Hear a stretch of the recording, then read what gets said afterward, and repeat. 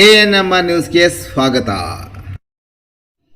PVR ಸಿಲ್ಕ್ಸ್ನಲ್ಲಿ ಮಹಾಮಸ್ತ big sale, up to 50% ಭರ್ಜರಿ ಡಿಸ್ಕೌಂಟ್. ನೀವು ಕಾಯುತ್ತಿದ್ದ ಸಮಯ ಬಂದೇ ಬಿಟ್ಟಿದೆ. ಗುಣಮಟ್ಟದ ಬಟ್ಟೆಗಳನ್ನು ಹಿಂದೆಂದೂ ಕಾಣದ ರಿಯಾಯಿತಿ ದರದಲ್ಲಿ ಖರೀದಿಸಿ. ಕೇವಲ ಒಂದು ವಾರ ಮಾತ್ರ. ಮಹಿಳೆಯರಿಗಾಗಿ ಮನಮೋಹಕ ರೇಷ್ಮೆ ಸೀರೆಗಳು ಮತ್ತು ನವನವೀನ ವಿನ್ಯಾಸದ ವಿವಿಧ ಫ್ಯಾನ್ಸಿ ಸೀರೆಗಳು, ಅದ್ಭುತ ಕಲೆಕ್ಷನ್. ಪುಟ್ಟ ಮಕ್ಕಳಿಂದ 16 ವರ್ಷದ ಹೆಣ್ಣು ಮಕ್ಕಳಿಗಾಗಿ ಆಕರ್ಷಕ, ಕಲರ್ಫುಲ್ ಮತ್ತು ಟ್ರೆಂಡಿ ಉಡುಪುಗಳ ವಿಶಾಲ ಶ್ರೇಣಿ. ಪುರುಷರಿಗಾಗಿ ಸ್ಟೈಲಿಶ್ ಮತ್ತು ಕಂಫರ್ಟಬಲ್ ಆಗಿರುವ ಎಲ್ಲ ಬಗೆಯ ಮೆನ್ಸ್ ವೇರ್ ಬಟ್ಟೆಗಳು. ಗಮನಿಸಿ, ಆಯ್ದ ಕೆಲವು ಬಟ್ಟೆಗಳ ಮೇಲೆ ನಿಗದಿತ ಡಿಸ್ಕೌಂಟ್ ಕೂಡ ಲಭ್ಯವಿದ್ದು ಅತ್ಯುತ್ತಮ ಆಫರ್ಗಳು ನಿಮಗಾಗಿ ಕಾಯ್ತಿವೆ. ಈ ಆಫರ್ಗಳು ಕೇವಲ ಒಂದು ವಾರ ಮಾತ್ರ. ಹಿಂದೆ ಭೇಟಿ ಕೊಡಿ. PVR ಸಿಲ್ಕ್ಸ್, ಬಾಗೇಪಲ್ಲಿ ವೃತ್ತದ ಬಳಿ, MG ರಸ್ತೆ, ಚಿಂತಾಮಣಿ ನಗರ. ತಡ ಮಾಡಬೇಡಿ. ಸ್ಟಾಕ್ ಮುಗಿಯುವ ಮುನ್ನವೇ ನಿಮ್ಮ ಕುಟುಂಬದೊಂದಿಗೆ ಭೇಟಿ ಕೊಡಿ. ಶಾಪಿಂಗ್ ಮಾಡಿ, ಸಂಭ್ರಮಿಸಿ.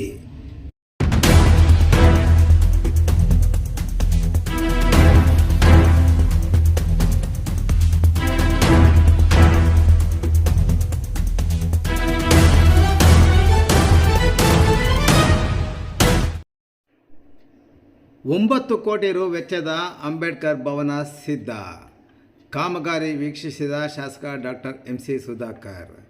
ಚಿಂತಾಮಣಿ ನಗರದ ಹಳೆ ಸಿವಿಲ್ ಬಸ್ ನಿಲ್ದಾಣದಲ್ಲಿ ನಿರ್ಮಾಣ ಮಾಡುತ್ತಿರುವ ಅಂಬೇಡ್ಕರ್ ಭವನಕ್ಕೆ ಹೆಚ್ಚುವರಿಯಾಗಿ $9 ಕೋಟಿ ಬಿಡುಗಡೆ ಮಾಡಿಸಿದ ಮಾಜಿ ಉನ್ನತ ಶಿಕ್ಷಣ ಸಚಿವರು ಹಾಗೂ ಹಾಲಿ ಶಾಸಕರಾದ ಡಾಕ್ಟರ್ MC ಸುಧಾಕರ್ ಅವರು ಇಡೀ ಕಾಮಗಾರಿ ಉಸ್ತುವಾರಿಯನ್ನು ಖುದ್ದು ಆಗಾಗ್ಗೆ ವೀಕ್ಷಿಸಿ ಇದೀಗ ಅಂಬೇಡ್ಕರ್ ಭವನ ಸಂಪೂರ್ಣ ಸಿದ್ಧವಾಗಿದ್ದು ಕೆಲವೇ ದಿನಗಳಲ್ಲಿ ಉದ್ಘಾಟನೆಗೆ ಸಜ್ಜುಗೊಳ್ಳುತ್ತಿದೆ.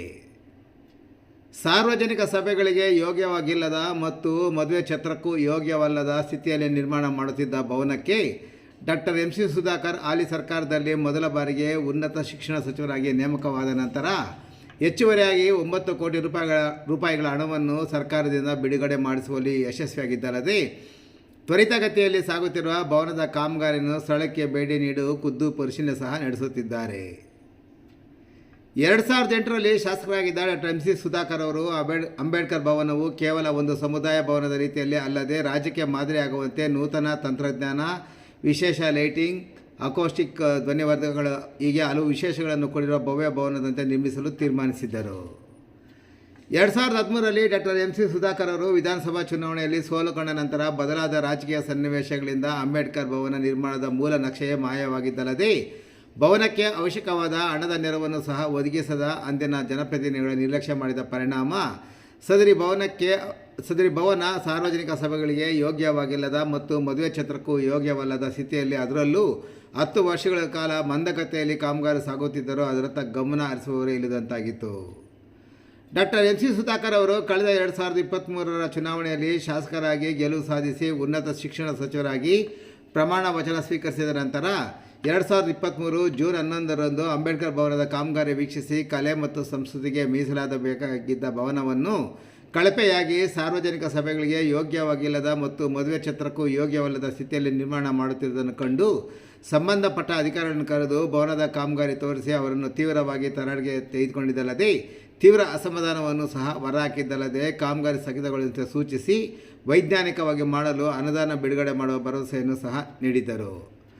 ಅದರಂತೆ ಸಚಿವ ಡಾಕ್ಟರ್ MC ಸುಧಾಕರ್ ಅವರು ಸರ್ಕಾರದ ಮುಂದೆ ಪ್ರಸ್ತಾವನೆ ಸಲ್ಲಿಸಿ ಇಂದಿನ ಭವನದ ರೂಪರೇಷೆ ಮಂಜೂರಾದ ಮೊತ್ತದ ಬಗ್ಗೆ ಸರ್ಕಾರಕ್ಕೆ ವಿವರಿಸಿ ಡಾಕ್ಟರ್ BR ಅಂಬೇಡ್ಕರ್ ಭವನದಲ್ಲಿ ಮೂಲಭೂತ ಸೌಕರ್ಯಗಳಾದ ಸುಸಜ್ಜಿತವಾದ ಸಭಾಂಗಣ, ಶಬ್ದಗ್ರಹಣ, ವಿದ್ಯುತ್ ವ್ಯವಸ್ಥೆ ಒಳಗೊಂಡಂತೆ ಅತ್ಯಾಧುನಿಕವಾದ ಉಪಕರಣಗಳಿಂದ ಸುಸಜ್ಜಿತವಾದ ಆಧುನೀಕರಣಗೊಂಡ ಭವನವನ್ನಾಗಿ ನಿರ್ಮಿಸಲು ಅದರಲ್ಲಿ ವಿಶೇಷ ಪ್ರಕರಣವೆಂದು ಪರಿಗಣಿಸಿ ಸರ್ಕಾರ 9 ಕೋಟಿ ರೂಗಳನ್ನು ಬಿಡುಗಡೆ ಮಾಡಿಸಿದ್ದರು.